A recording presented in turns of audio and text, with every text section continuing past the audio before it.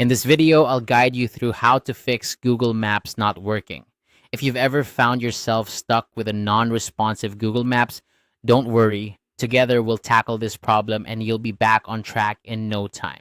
Let's dive right in. First, head over to google.com/maps. This might seem straightforward, but ensuring you're on the correct website is the first step in troubleshooting. Sometimes it's the simplest things that can trip us up. So double check that you've entered the correct URL in your browser. Next, let's make sure you have an active internet connection. Google Maps requires a stable connection to function properly. If your internet is down or unstable, that could be the reason Maps isn't working. You can check your Wi-Fi or data connection by opening another website or refreshing your current page. If other sites are working fine, then your connection isn't the issue. But if not, try rebooting your router or reaching out to your service provider to resolve any connectivity problems. If your internet connection is all set, the next thing to try is restarting your browser. Sometimes browsers can get overloaded with data, which may cause certain features like Google Maps to malfunction.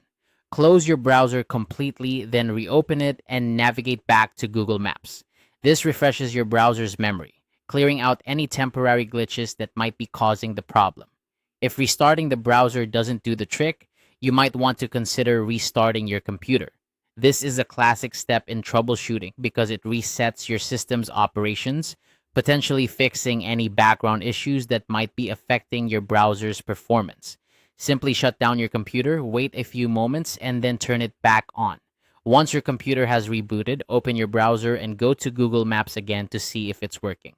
By following these steps, you'll likely find a solution to the problem of Google Maps not working.